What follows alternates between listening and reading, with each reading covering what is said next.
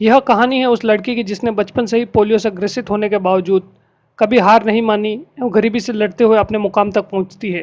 बचपन से ही डॉक्टरों ने कह दिया था कि यह लड़की कभी सही से चल नहीं पाएगी, लेकिन उसकी मां ने हमेशा ताकत और हिम्मत दी और उसको विश्वास दिलाया कि उसकी इच्छा शक्ति से कुछ भी संभव है। हेलो दोस्तों, उपस्थित हो आपके साथ एक और इंस्पिरेशनल मोटिवेशनल और स्टार्टअप स्टोरी के साथ। तो फिर चलो सुनते हैं यह कहानी। बात सालों पुरानी है। गेम की क्लास शुरू हुई तो एक दुबली पतली लड़की किसी तरह अपनी जगह से उठी और वह अपने टीचर से ओलंपिक रिकॉर्ड के बारे में सवाल पूछने लगी। इस पर क्लास के सभी बच्चे हंसने लगे। इस पर टीचर ने उससे कहा कि तुम खेल के बारे में जानकर क्या करोगी? अपने ऊपर कभी नजर डाली है? तुम तो ठीक से खड़ी भी नहीं हो सकती, फिर ओलंपिक से तुम्हें क्या मतलब? तुम्हें कौन सा खेल में भाग लेना है जो ये सब जानना चाहती हो? रुआ सी लड़की कुछ भी कह ना सकी।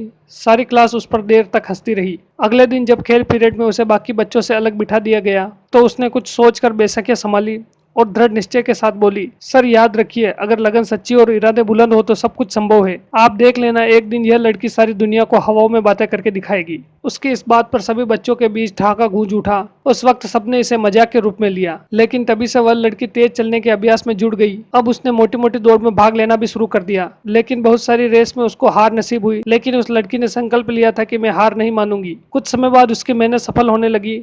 जब वह रेस में तेज दौड़ने लगी और रेस भी जीत ली। उसे दौड़ते देख लोग दांतों तले उंगली दबाने लगे थे। उसके इस दृढ़ निश्चय और मेहनत को देखकर कई लोग उसकी मदद के लिए आगे आए। सबने उसका उत्साह बढ़ाया, उसके हौसले बुलंद होने लगे। फिर उसने 1960 के ओलंपिक में हिस्सा लिया और 3 स्वर्ण पदक जीतकर आश्चर्यचकित कर दिया। ओलंपिक में इतिहास रचने वाली वह बच्ची थी अमेरिकी धाविका विल्मा रुडोल्फ। हमें भी विल्मा से प्रेरणा लेनी चाहिए।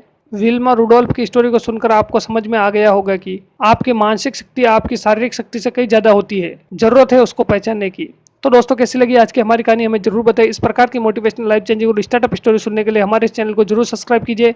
साथ में घंटे का बटन जरूर प्रेस कीजिए ताकि हमारे आने वाली मोटिवेशनल लाइफ चेंजिंग और स्टार्टअप स्टोरी की जानकारी आपको सबसे पहले मिल सके। तो फिर मिलते हैं एक और इंटरेस्टिंग स्टोरी के साथ। तब तक के लिए बाय बाय।